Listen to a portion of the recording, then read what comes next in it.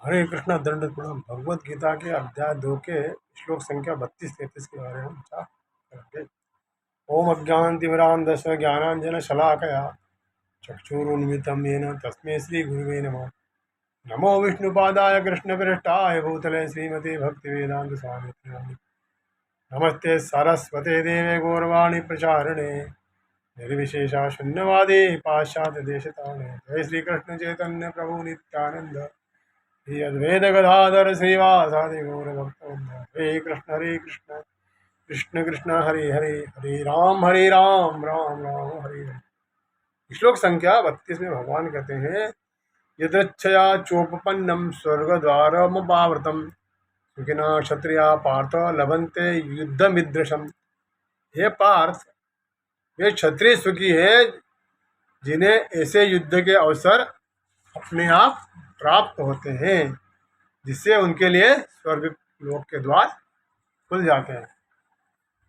विश्व के परम गुरु भगवान कृष्ण अर्जुन की इस प्रवृत्ति की भर्त्सना करते हैं जब वह कहता है कि उसे युद्ध में कुछ भी लाभ नहीं दिख रहा, इससे नरक में शाश्वत वास करना होगा। अर्जुन द्वारा ऐसे वक्तव्य केवल अज्ञान के कारण थे। वह अपने स्वधर्म के आचरण में अहिंसक बनना चाहता था, किंतु एक क्षत्रिय के लिए युद्ध भूमि में स्थित होकर इस प्रकार अहिंसक बनना मूर्खों का दर्शन है। पराशर स्मृति में व्यासदेव के पिता पराशर ने कहा है कि क्षत्रियो प्रजा रक्षान क्षत्र पाणी प्रदंडवन विदित्य परसैन्यादि स्थितिं धर्मेण पालयेत। क्षत्रिय का धर्म है कि वह सभी क्लेशों से नागरिकों की रक्षा करे, इसलिए उसे शांति तथा व्यवस्था बनाए रखने के लिए हिंसा करनी पड़ती है। अतः उसे शत्रु राजाओं के सैनिकों को जीतकर धर्मपूर्वक संसार पर राज्य करना चाहिए। यदि सभी पक्षों पर विचार करें तो अर्जुन को युद्ध से विमुख होने का कोई कारण नहीं था। यदि वह शत्रुओं को जीतता है तो राज्य भोग करेगा, और यदि वह युद्ध भूमि में मरता है तो स्वर्ग को जाएगा, जिसके द्वार उसके लिए खुले हुए हैं। युद्ध करने से उसे दोनों ही तरह से लाभ होगा। श्लोक संख्या 33 में कहा है, अत चेतोम एवं धर्मम संग्रामम न करिष्यसि तथा स्वधर्म कीर्ति च हित्वा पापमवाप्स्यसि।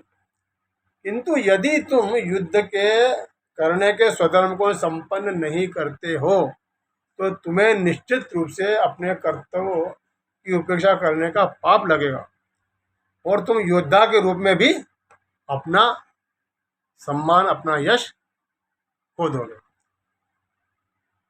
अर्जुन विख्यात योद्धा था, जिसने शिव आदि अनेक देवताओं से युद्ध करके यश अर्जित किया था। शिकारी के वेश में शिवजी से युद्ध करके तथा उन्हें हराकर अर्जुन ने उन्हें प्रसन्न किया था, और भगवान शिव ने पशुपास्त्र अस्त्र को प्रदान किया था। सभी लोग जानते हैं कि यह एक महान योद्धा है। स्वयं द्रोणाचार्य ने उसे आशीर्वाद दिया था और एक विशेष अस्त्र प्रदान किया था, जिससे वह अपने गुरु का भी वध कर सकता था। इसी प्रकार वह अपने धर्म पिता तथा स्वर्ग के राजा इंद्र समेत अनेक अधिकारियों से अनेक युद्धों के प्रमाण पत्र, सर्टिफिकेट प्राप्त कर चुका था। किंतु यदि इस समय युद्ध का परित्याग करता है तो वह न केवल क्षत्रिय धर्म की उपेक्षा करने का दोषी होगा, अपितु उसके यश की भी हानि होगी और वह नरक जाने के लिए अपना मार्ग तैयार कर लेगा। दूसरे शब्दों में, वह युद्ध करने से नहीं अपितु युद्ध से पलायन करके नरक का भागी होगा। अब श्लोक संख्या 34 में बताया गया है, अकीर्ति चापि भूतानि कथयिष्यन्ति ते वयाम संभावितस्य चाकीर्तिर्मरणादिति रुच्यते। लोग सदैव तुम्हारे अपयश का वर्णन करेंगे, और सम्मानित व्यक्ति के लिए अपयश तो मृत्यु से भी बढ़कर।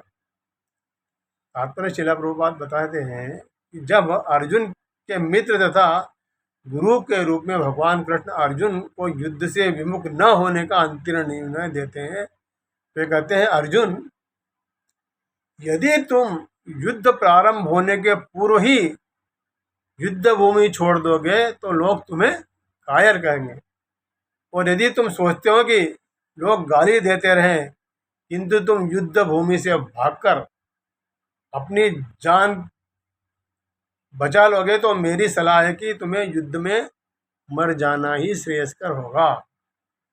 तुम जैसे सम्मानी व्यक्ति के लिए अपकीर्ति मृत्यु से भी बढ़कर है। अतः तुम्हें प्राण भय से भागना नहीं चाहिए, युद्ध में मर जाना ही श्रेयस्कर होगा।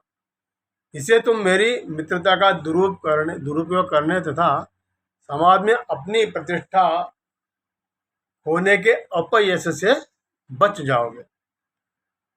अतः अर्जुन के लिए भगवान का अंतिम निर्णय यह था कि वह संग्राम से पलायन न करे, अपितु युद्ध में मारा जाए और या युद्ध में विजयी हो।